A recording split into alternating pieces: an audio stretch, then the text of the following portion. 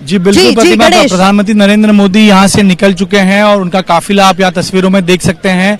उनके साथ जैसे मैं बता रहा था कि CR पाटिल, राम मोहन नायडू, भूपेंद्र पटेल और हर्ष संघवी हैं, वो सभी यहाँ से निकले हैं और संभवतः पहले क्रैश साइट जाएंगे, उसके बाद सिविल अस्पताल जाएंगे। तो ये काफिला यहाँ अहमदाबाद के सरदार वल्लभ भाई पटेल अंतर्राष्ट्रीय हवाई अड्डे से निकल चुका है। यहाँ पर आकर उन्होंने 2 मिनट सभी तमाम नेताओं से जो यहाँ उन्हें रिसीव करने आए थे उनसे बात की है और उसके बाद तुरंत यहाँ से निकले हैं। ये तैयारियां यहाँ पर थी। अब PM मोदी का काफिला यहाँ से बाहर जाते हुए आपने देखा, तो अब ये साफ हो गया है कि क्रैश साइट वो जा सकते हैं और वहां जाकर पैदल वो पूरी जगह का मुआयना करना चाहते हैं, क्योंकि सभी के मन में जो सवाल हैं उनके मन में भी होंगे, तो उन सवालों के जवाब शायद क्रैश साइट जाकर उन्हें मिल सकते हैं, उनको ब्रीफ किया जा सकता है। तो ऐसी स्थिति में वो खुद वहां पर पहले जा रहे हैं और बाद में परिजनों से मिलेंगे, घायलों से मिलेंगे, जो एकमात्र सर्वाइवर है उनसे फर्स्ट पर्सन अकाउंट लेंगे कि आखिर क्या उन्होंने देखा, क्या हुआ था, और संवेदना व्यक्त करेंगे उन परिजनों से जिन्होंने अपने करीबियों को इस हादसे में खोया है। तो PM मोदी यहाँ पहुंचे हैं। छोटा सा ये टूर होने वाला है क्योंकि G7 के लिए उनको निकलना है, लेकिन यहाँ पर आकर पैदल मुआयना क्रैश साइट का करने के बाद में अस्पताल पहुंचेंगे और वहां पर जो मुलाकातों का सिलसिला है वो वहां पर उनका जारी रहेगा परिजनों से और घायलों से। प्रतिमा, ये महत्वपूर्ण अपडेट हमारे सहयोगी गणेश ठाकुर हम तक पहुंचा रहे थे। एक बार फिर से आपको बता दें, प्रधानमंत्री मोदी अहमदाबाद तो पहुंच ही चुके थे, लेकिन उनके काफिले का इंतजार हो रहा था जो कि अब एयरपोर्ट से निकल चुका है, जैसा कि अपडेट हमारे सहयोगी गणेश ठाकुर हम तक पहुंचा रहे थे। अब बड़ा सवाल यह है कि प्रधानमंत्री मोदी का यह काफिला सबसे पहले कहाँ पहुंचता है, क्योंकि कुछ ऐसी महत्वपूर्ण लोकेशन है जहाँ उनका जाना तय माना जा रहा है। एक वही लोकेशन जहाँ इस वक्त ABP न्यूज़ पर मैं मौजूद हूँ, वो क्रैश साइट की लोकेशन, जहाँ पर इस वक्त काफी बड़ी तादाद में पुलिस बल आपको एक्टिव नजर आ रहा है। हो सकता है कि प्रधानमंत्री मोदी सबसे पहले यहां पहुंचे, लेकिन अस्पताल में भी उनका इंतजार हो रहा है, क्योंकि माना जा रहा है कि घायलों से वो मुलाकात कर सकते हैं, उन परिजनों से वो मुलाकात कर सकते हैं जिन्होंने अपनों को इस दुखद हादसे में खोया है। ऐसे में मेरे तमाम सहयोगी मेरे साथ जुड़े हुए हैं। मेघा, प्रधानमंत्री मोदी का काफिला चूंकि निकल चुका, अब इंतजार किया जा रहा है कि सबसे पहले प्रधानमंत्री मोदी का ये काफिला कहां पहुंचता है। प्रधानमंत्री मोदी का काफिला यहीं पहुंचेगा प्रतिमा, यहीं पर जहां मैं खड़ी हूं, जो क्रैश साइट है। और क्रैश साइट्स के इसके अलावा यहां पर जो बिल्डिंग्स है, जो जली हुई ये 3 बिल्डिंग्स आपको सीधे राजेश आपको दिखा रहे हैं, वो 3 जली हुई बिल्डिंग देखिए, वो तीनों जली हुई बिल्डिंग है। वहां पर ये डॉक्टर्स हाउस है, डॉक्टर्स मेस है और डॉक्टर्स हॉस्टल है। यहीं पर इसी के पीछे विमान का एक हिस्सा आकर घुस गया था। यही वहां मेस पर नर्सेस, ट्रेनिंग डॉक्टर्स वो सब खा रहे थे, उसी वक्त ये आग का गोला आया और इस पूरे इन 3 बिल्डिंगों को एक तरीके से कहीं अपने चपेट में ले लिया। और वहां कम से कम 5 ऐसे डॉक्टर्स थे जिनकी मौके पर मौत हो गई। उसके बाद 6 ऐसे हैं जो अस्पताल में बहुत ही क्रिटिकल हालत में हैं और 19 ऐसे हैं जो इंजर्ड हैं। तो यहाँ पर डॉक्टर्स के परिजन इस तरफ खड़े हैं, प्रधानमंत्री शायद उनसे मिलेंगे, ये पुलिस को बोला गया है, इसीलिए यहाँ पर इंतजार हो रहा है अभी।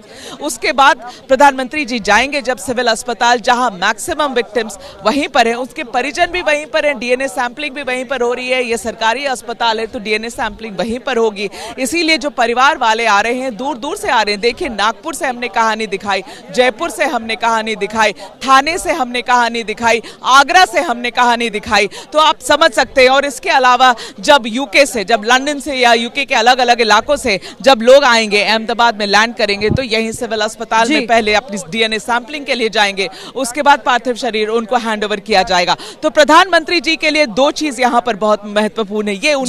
ये उनका घर है अहमदाबाद, जहां गुजरात, जहां वो 12 साल मुख्यमंत्री रहे। इसीलिए प्रधानमंत्री जी ने कनाडा जाने के पहले ये समय निकाला कि वो यहाँ पर आए, खुद से देखे क्या है। साइट पर जनरली प्रधानमंत्री नहीं जाते हैं, लेकिन यहाँ वो आने वाले हैं क्योंकि ये घर है उनका। ये सारी चीजें उनके जैसे बैक ऑफ द हैंड कहते हैं, तो वो खुद से समझना चाहते हैं कैसे हुआ, क्या हुआ। ऑफ कोर्स इन्वेस्टिगेशन चल रही है, मगर दूसरी बात आप समझिए, जब हम विजय रूपानी की बात कर रहे हैं, उस पूरे कवरेज में कहीं ना कहीं मुझे लगता है कि विजय रूपानी की कहानी भी दब रही है। विजय रूपानी एक बहुत बड़ा चेहरा, प्रधानमंत्री के इतने करीबी कि 2 बार उन्हें मुख्यमंत्री बनने का मौका मिला। और किसने चयन किया था विजय रूपानी जी का? चयन प्रधानमंत्री जी ने किया था। मैं आपको ये बता सकती हूँ कि जब पहली बार विजय रूपानी जी का नाम मुख्यमंत्री के तौर पर बता बताया गया था उस वक्त इतनी सरप्राइजेस, लोग अचंभित हो गए थे कि विजय रूपानी जो कि स्पोक्स पर्सन के रोल में थे, बहुत बड़ा रोल भी नहीं था उनके पास, उनको कैसे चुना गया। मगर इतनी ट्रस्ट थी, इतना विश्वास था प्रधानमंत्री जी को विजय रूपानी के ऊपर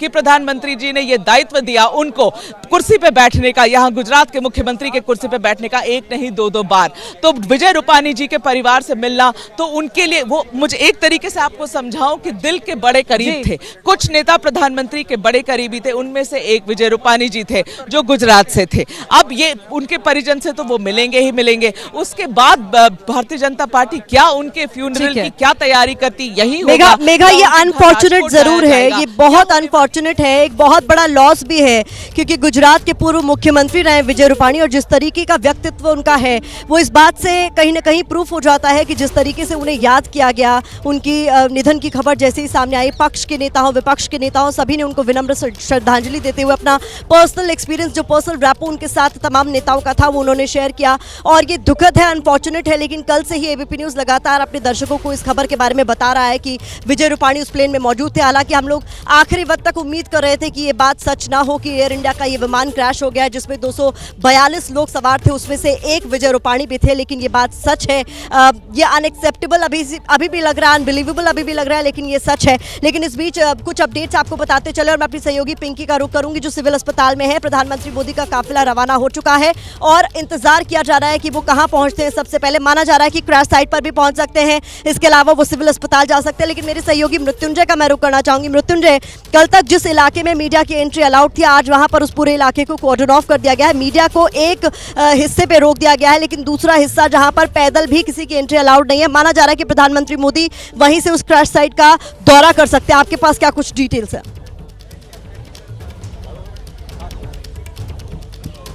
जी बिल्कुल, कल जिस जगह से राहत और बचाव कार्य के सामान आ रहे थे, वाहन आ रहे थे, टीम्स आ रही थी, उस जगह को आज मीडिया के लिए और आम लोगों के लिए बंद कर दिया गया है। आपको बता दें कि लगभग 2-3 किलोमीटर पहले ही लोगों की आवाजाही वहां पर रोक दी गई है। जैसा कि मीडिया कर्मियों को भी एक दूसरा जो बैक गेट है वहां पर जगह दिया गया है। लेकिन प्रतिमा, एक अपडेट देना चाहूँगा। कुछ देर पहले आपने जिक्र किया था फॉरेंसिक टीम के बारे में। जो फॉरेंसिक टीम यहाँ पर आई है वो अपना काम अभी नहीं कर पाएगी, क्योंकि प्रधानमंत्री किसी भी समय यहाँ पर आ सकते हैं, इसलिए जो फॉरेंसिक की टीम है उनको इंतजार करने के लिए कहा गया है उनका काम शुरू करने से पहले। लेकिन इस एयर क्रैश इन्वेस्टिगेशन में फॉरेंसिक की कितनी महत्वपूर्ण भूमिका होती है, ये जांच रिपोर्ट में कितनी महत्वपूर्ण दस्तावेज के रूप में इनकी रिपोर्ट सामने आएगी, उसके बारे में मैं जरूर दर्शकों को बताना चाहूंगा। देखिए, जो ये फॉरेंसिक की टीम आई है वो कई मुद्दों को ध्यान में रखकर अपनी जांच करती है। पहला, एक तो ये आइडेंटिफिकेशन ऑफ ह्यूमन रिमेन्स, यानी कि जो इंसान अगर वहाँ पर कोई है, बचा हुआ है, उसके कोई ट्रेसेस हैं, उसके सैंपल लिए जाते हैं। इसके अलावा एक इंजरी पैटर्न की एनालिसिस की जाती है। इंजरी पैटर्न में मतलब कि किस प्रकार का इंपैक्ट हुआ, क्या जो विमान है वो नोज पर सीधे आकर कोलाइड हुआ है, कोलैप्स हुआ है, या फिर जो पिछला हिस्सा है पहले वो धराशायी हुआ है। तो इस प्रकार से एक इंजरी पैटर्न समझ में आती है कि किस तरह के जो पैसेंजर आगे की सीट पर बैठे हुए थे उनको किस प्रकार की क्षति हुई, मध्य सीट पर बैठे हुए यात्रियों को कितनी क्षति हुई और पीछे सीट पर बैठे हुए उसका इंपैक्ट किस प्रकार से हुआ, वो भी फॉरेंसिक में स्पष्ट होता है। इसके अलावा फायर और एक्सप्लोजन जो भी होता है ये बहुत महत्वपूर्ण हो जाता है कि कहीं सबोटॉज तो नहीं था, कोई छेड़छाड़ तो नहीं की गई थी, या ये इस एंगल से भी अगर जब जांच करनी हो तो एक रिपोर्ट का हिस्सा होता है और ये फॉरेंसिक की टीम जांच करेगी। इसके अलावा जो रेकेज होता है एयरक्राफ्ट के पार्ट, जैसे कि मेटल होता है, बर्न मार्क्स होते हैं, फ्रैक्चर पैटर्न होता है, इसकी जांच भी फॉरेंसिक की टीम करती है। साथ ही साथ टॉक्सिलॉजी रिपोर्ट भी एक सबमिट करना होता है फॉरेंसिक टीम को इस प्रकार की जांच में। और इसके अलावा जो भी एविडेंस कलेक्ट होते हैं, प्रिजर्व किए जाते हैं, उसका एक डेटा एक अपनी रिपोर्ट में सबमिट करना होता है। तो इस प्रकार के कई पहलुओं पर फॉरेंसिक टीम को काम करना होता है।